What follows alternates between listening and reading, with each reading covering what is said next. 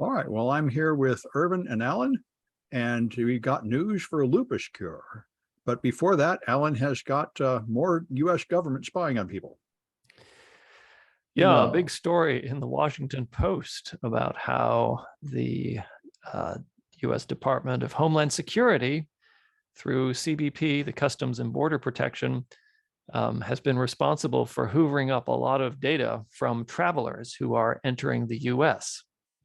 Now, before I say anything else, I need to make clear that the laws pertaining to the seizure and inspection of personal possessions are different for anybody entering the U.S. through a border, international border, than they are for most regular circumstances, like you're sitting in your house. So you actually have fewer rights when you are passing through the border, or when you are within 100 miles of the border, whether that's the northern border or the southern border.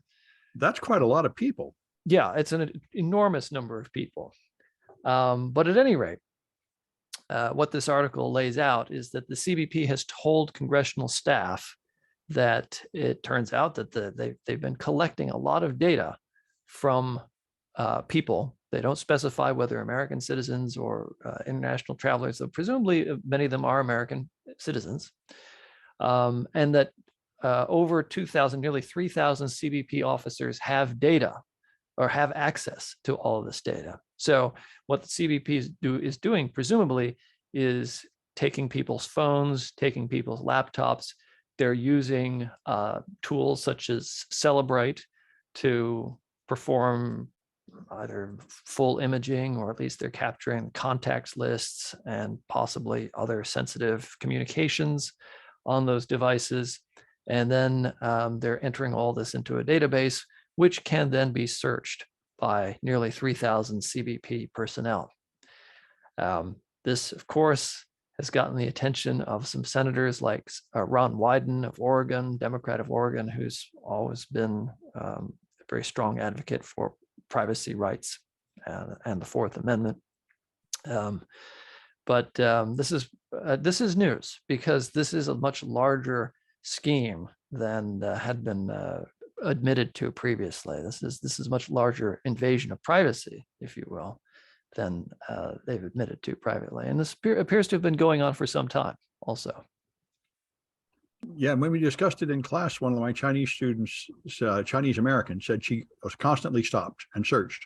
So it appears that there's some ethnic targeting involved. And I know there is a big issue of catching Chinese spies. You hear a lot about that.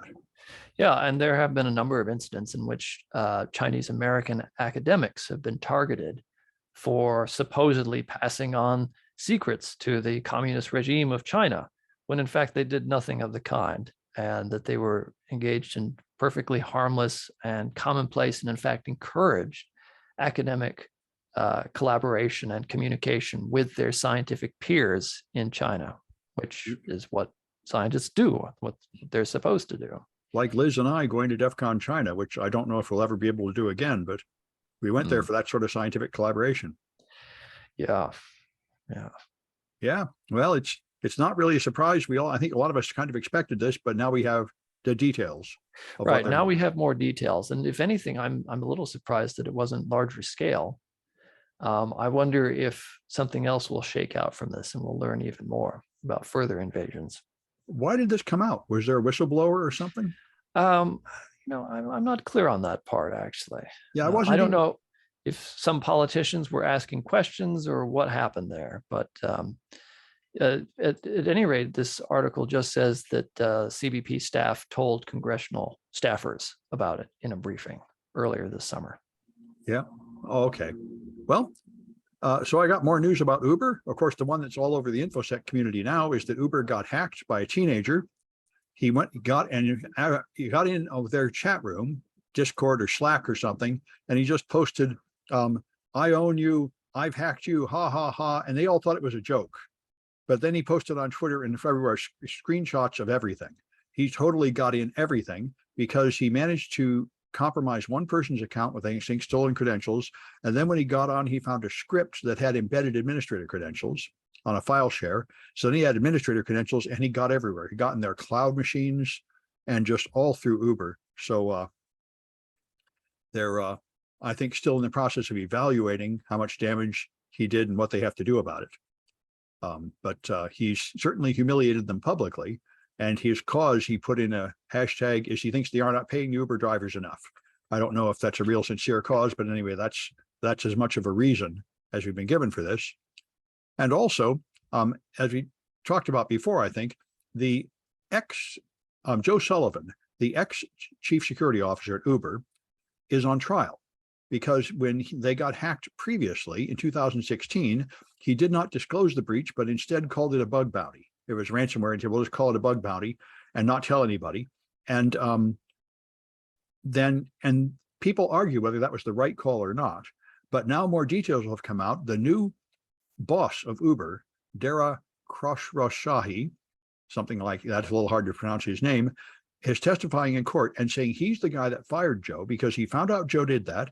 And he said, I can't trust you. You don't have good judgment. And he fired him. And of course, the point of this is that, as the judge said when this trial started, he said, wait a minute, this trial should be against Uber. Why do I just see one man sitting in the accused box? And this is, I think, the question that will resound through the information security community very much. If you were the chief security officer for a company and you do something that eventually leads to a lawsuit, which is very common, are you personally going to be on the hook for that? Isn't it the company on the hook for that? And you're just obeying orders.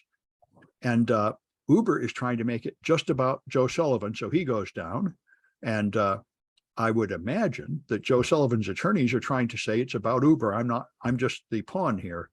And I think every chief security officer is watching with great interest to see if they personally are going to have to go to jail for making difficult decisions on the job. So it'll affect our industry a lot, depending on how that trial turns out. Anyway, and then Irvin's got a browser extension. A browser extension that has been loved by folks. It took out the whole asking for cookies.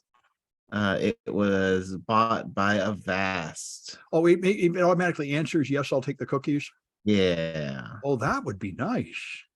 Yeah, well, it was around and now it has been purchased by a big company, by Avast. And people hate it, of course, because it was maintained by one person. So it was more trustworthy. And now that Avast has it, there's all that history now with it, and people are running away. Why? I mean, is Avast going to ruin it? I mean, they'll just build it. That's what they're predicting, is that Avast will ruin it. I would think if your antivirus would get rid of that cookie message, that would be a selling point. Everybody would buy your antivirus. If the antivirus was always good, then yes. But Avast has gotten into trouble before with the product. Oh, Avast buys things and ruins them? Yeah. Okay. Well, hopefully they don't ruin that. I didn't know about that. I should get that. Anyway, all right. And so Alan has got more about Twitter. Yes, Peter Zatko, aka Mudge, testified before the Senate Intelligence Committee on Tuesday, and Senate Judiciary Committee, and he filled out some of the details from his written whistleblower complaint against Twitter. As we know now, it seems that Twitter is real disaster from a security standpoint, perhaps not unlike Uber, possibly even worse than Uber, actually, believe it or not. It seems like in his testimony, most of the senators were most interested in national security implications of Twitter's lack security. And there's a really interesting, amusing quote here that Zatko recounted. Now, I'll just read the quote directly here. I'm reminded of one conversation with an executive when I said, I am confident that we have a foreign agent. And their response was, well, since we already have one, what does it matter if we have if we have more? Let's keep growing the office. And you think there's something wrong with that? That does seem possibly justifiable, but go ahead. Possibly. That's right. You know, engineers are hard to get these days. And if you can find just any engineer with a pulse, even if they are an agent for a foreign nation, even if they are spying on your users, and even if the consequences will be your CISO quitting and then going before the Senate, Well, then sure. well, when you put it that way, you're real killjoy, you know that? I know it. I know it. You know, these foreign agents were having a grand old time at Twitter. They were living the life here at Twitter HQ on mid-market. And they probably still are, right? I mean, and they probably still are, if Yeah. anything. Yes, that's right. But now Mudge has come and he's just ruined the party for everybody.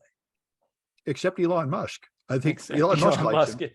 Yes. And I'll have another story next time about how Elon Musk and his buddies are squaring off versus some other venture capitalists on the other side of the ledger who are trying to sell Twitter. And it's turning into a battle royale of private investigators and intelligence gathering on the shady side.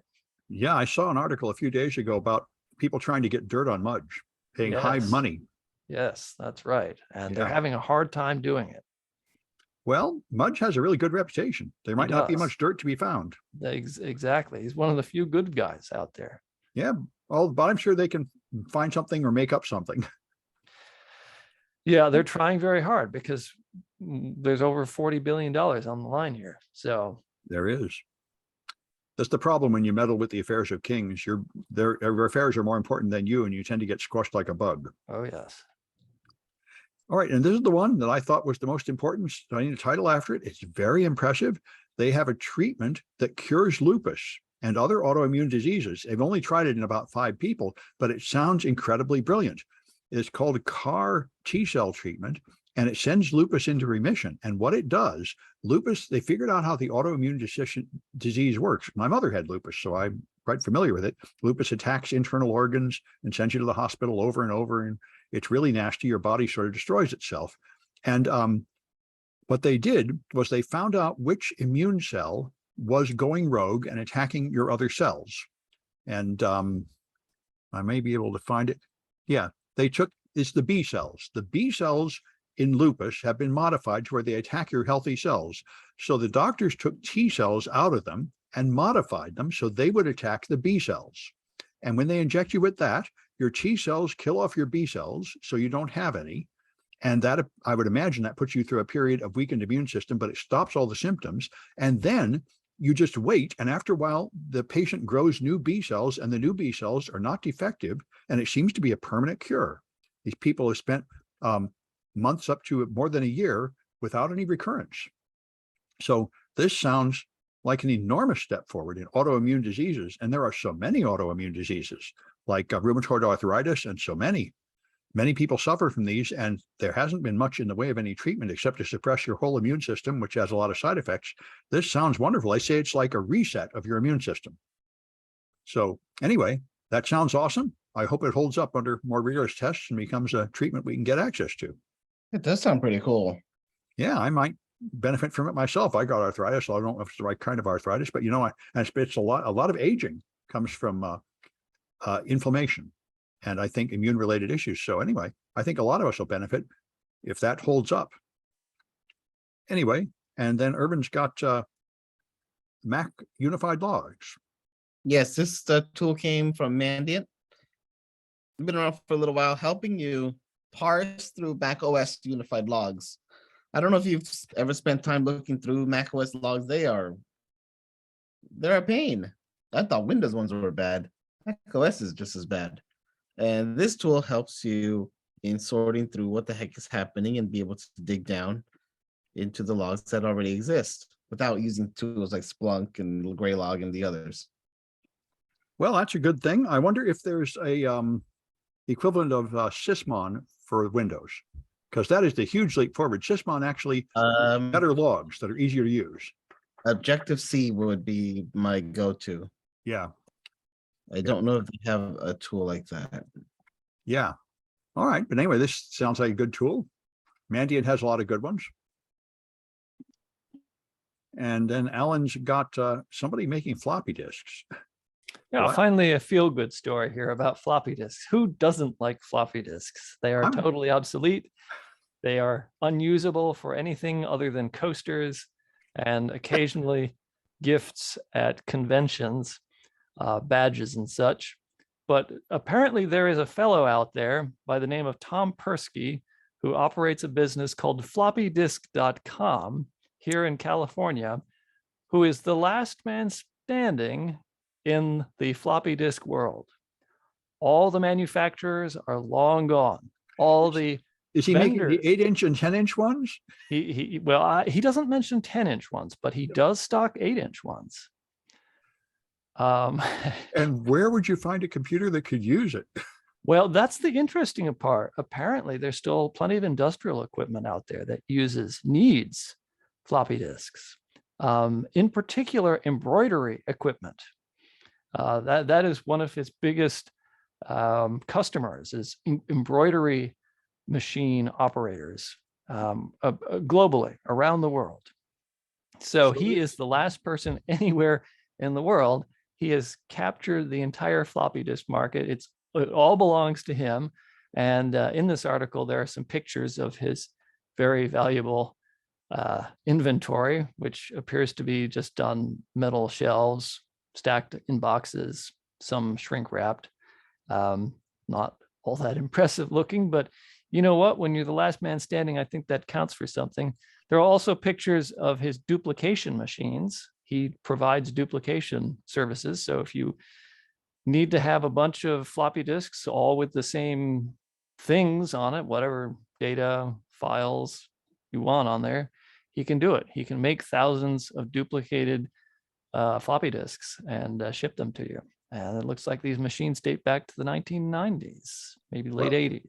Yeah, I mean, the equipment I used in the 80s, this was standard. There were no hard drives, so you would have two floppies. One would have the system and the other would have the data. And you had to have a lot of extra copies of your system disk or you were dead in the water. So this all makes sense. Yeah, using that equipment. I remember those days myself. And yes, you had to hang on to those system disks. They were treasured. Yeah, they were very, very treasured. And these disks would go bad too. Oh yeah, that's why the more experienced people kept having a lot of copies of that system disk. Yes. And this is an issue with the disks today, is that many of the disks he has in inventory are no good. They do go bad. So before shipping them out, he needs to test them and verify them. He's only got about 500,000 left. And he still gets a steady stream of orders from old computer enthusiasts and also from these various industrial manufacturers that have old equipment. And so it looks like he's going to be remaining in business for at least a little while longer. Yeah, that's pretty awesome. And, you know, I shouldn't sneer too much because I'm teaching COBOL, which is a similar bit of madness from the past, but it's still with us. Well, I have to admit that after reading this article, I went out and I found, let's just say, a conveniently located pile of e-waste that included some vintage computers with disk drives in them. And I helped myself to one of those disk drives. And Kirk noticed that they were vanished. Yes. So now I am ready to go. And but not with the 8-inch floppy, just at the 3.5, right? That's right, only 3.5. I'm not going to go to the 8-inch. No, that'd be ridiculous. Who would do that? I think you don't even want to start talking about things that are ridiculous. All right. And so Ethereum has completed the merge. It's now a proof of authority system instead of a proof of work system, or a proof of stake system, I should say. And the thing that troubled me about proof of stake has indeed come true. Proof of stake is essentially not a distributed cryptocurrency. It's where you just trust rich people because they're rich, which is pretty much how normal banking works. And now they have shown the problem with cryptocurrencies is not really distributed like it should be. And now they have shown that 7 entities control 2/3 of the stake. A large bit of it is Coinbase. There's like 2 people that 2 entities that control most of the stake. So you really have moved back to a centralized system. You might as well have just declared Coinbase a bank and had them issue stocks. And this has the second consequence, in addition to it failing to obey the fundamental sort of metaphysical religious reason why you would believe in blockchain current cryptocurrency anyway. Also, this is going to change its legal status. And the Securities and Exchange Commission is saying, wait a minute, if it's going to be centralized at just a couple agencies, then really this is the same thing as just buying stock in Coinbase, isn't it?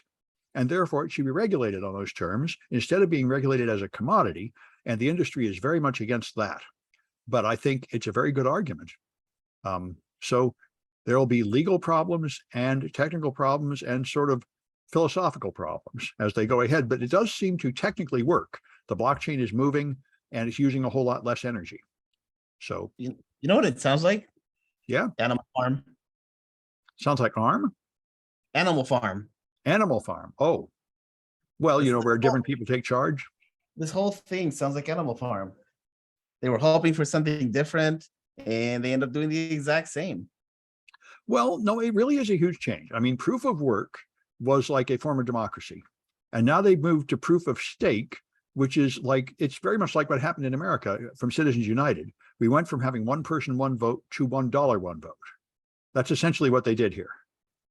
They now your wealth gives you more votes. Before it was just more uniform.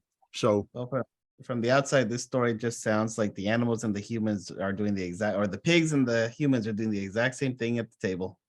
there is a subtle difference. I'm not even sure it's a subtle difference. It's So- like going from democracy back to monarchy. Yeah. Anyway, and we'll see what comes of it all. And of course, the environmentalist people love this because it uses less energy, and there will be political pressure on Bitcoin to do the same thing if it survives and works. And the regulators like it, of course, because now they can control cryptocurrency, because all they have to do is issue court orders to Coinbase, the major players, and that will control most of the transactions. Since it's all centralized now, it really is nothing more than an ordinary bank, and they already know how to regulate banks. So you could argue it's not really a cryptocurrency anymore. But anyway, on it goes. And the last one is Irvin with LastPass. LastPass had a breach in August, if you remember that madness. Apparently, whoever was in there was only there for 4 days, and this article is just retelling of that story, plus this new news. They were only in there for 4. I guess this coming out just on the heels of Uber. So kind of LastPass going, hey, we're not as bad as these guys. Well, the main thing, the punchline, because I use LastPass, and the punchline they said is all the data is encrypted, and the encryption key is your password, and we do not have it. So even if the guy steals all the data, he still doesn't get your passwords, which is a prime example of a security policy called, don't hold on to something you don't need to hold on to. Right. And very nice to hear. But he did get their source code and stuff, but they said that really wasn't a big deal. Correct. Yep. All right. Well, that's it for this one. And we'll be back on Tuesday, probably in the morning again. Had to delay this one to the evening because I was teaching in the morning.